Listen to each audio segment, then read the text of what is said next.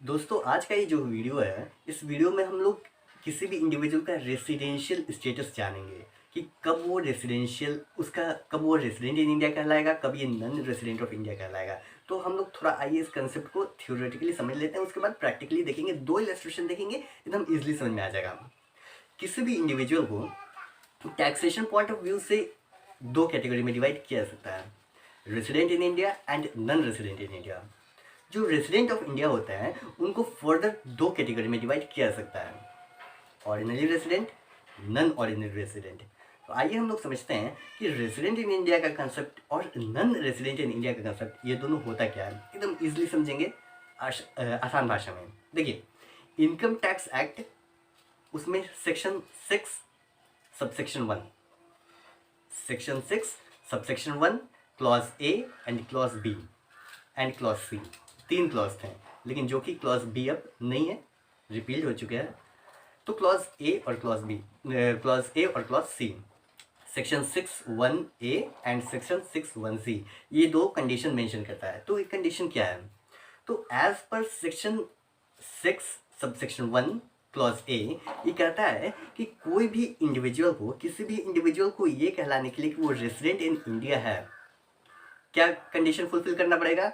वो previous year में at least 182 days India में होना चाहिए, उसे रहना चाहिए 182 डेज या उससे ज़्यादा, मतलब कम से कम 182, 182 दिन, कम से कम 182 डेज उसे इंडिया में रहना चाहिए। कोई भी इंडिविजुअल प्रीवियस ईयर में, प्रीवियस ईयर क्या होता है अगर आप लोग जानना चाहते हैं तो हमारे चैनल के प्लेलिस्ट में जाकर, टैक्सेशन के प्लेलिस्ट में जाकर देख सकते हैं।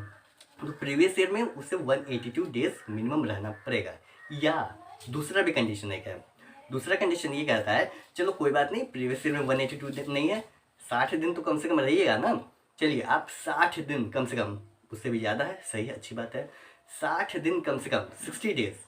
आप अगर 60 डेज हैं प्रीवियस ईयर में, और प्रीवियस ईयर की प्रीसीडिंग, इमीडिएटली प्रीसीडिंग जो 4 साल हैं उसमें 365, 365 डेज और मोर, मतलब प्रीवियस ईयर में कितने दिन? 60 दिन, 60 डेज। और प्रीवियस ईयर को छोड़ के उससे जस्ट प्रीसीडिंग 4 साल में मिनिमम 365 डेज रहना चाहिए। वो 365 डेज कंटिन्यूस भी हो सकता है, नॉन कंटिन्यूस भी हो सकता है, कोई मायने नहीं रखता है, लेकिन 365 डे कम से कम होना चाहिए, ये सेक्शन 6(1)(c कहता है। तो आप कहलाइएगा कि आप रेसिडेंट इन इंडिया हैं।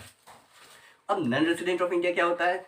जो इंडिविजुअल, जो पर्सन, जो भी एसएससी, ये सेक्शन 6(1) का ये जो कंडीशन, दो कंडीशन हम लोग देखे हैं, ये सेक्शन 6 सबसेक्शन 1 में है, 6(1), सेक्शन 6(1) में अगर वो नहीं आता है तो उसे हम लोग कहेंगे नॉन रेसिडेंट। कहने का मतलब है कि वो प्रीवियस ईयर में 182 डेज नहीं रहा है, या अगर 60 डे भी रहा है, दूसरा जो कंडीशन हम लोग है सेक्शन 6(1)(c, उसको भी फुलफिल नहीं करता है, दोनों कंडीशन में कोई भी फुलफिल नहीं करेगा, तो कहेंगे कि वो नॉन रेसिडेंट है। ये था हम लोग का थ्योरेटिकल पोर्शन। आइए अब न्यूमेरिकल देखते हैं, दो इलस्ट्रेशन देखेंगे, एकदम इजी इलस्ट्रेशन देखेंगे, समझ में आपको आ जाएगा आसानी से। हमारा पहला इलस्ट्रेशन है, mister A came to India. कोई पर्सन है, वो इंडिया फर्स्ट टाइम आता है प्रीवियस ईयर 2018 और 19 में, 2018-19 प्रीवियस ईयर है, तो इसका असेसमेंट ईयर क्या हो जाएगा? 2019-20 previous year. During the previous year he stayed in India for, previous year में वो कितने दिन हो रहा है? 50 दिन, 183 डेज, 153 डेज। तीन कंडीशन दिया हुआ है कि अगर इतना इतना दिया हुआ है तो determine his residential status, residential status निकालना है। तो देखिए पहला में देखते हैं, पहला में 3 अलग अलग क्वेश्चन है। पहला में जो मिस्टर ए इंडिया में फर्स्ट टाइम आते हैं तो वो 50 दिन रहते हैं। तो 50 दिन में पहला कंडीशन क्या था? 182 डेज कम से कम रहना है, पहला कंडीशन फुलफिल नहीं हो रहा है। दूसरा कंडीशन क्या था? मिनिमम 60 डेज रहना है, दोनों कंडीशन फुलफिल नहीं हो रहा है, इसका मतलब वो नॉन रेसिडेंट है, a non resident for the previous year 2018-19। ये सॉल्यूशन है, आप लोग सॉल्यूशन पढ़ सकते हैं वीडियो पॉज करके। आगे बढ़ते हैं दूसरे नंबर पे। अगर मान लेते हैं वो 183 डेज रहता है, तब क्या होता है?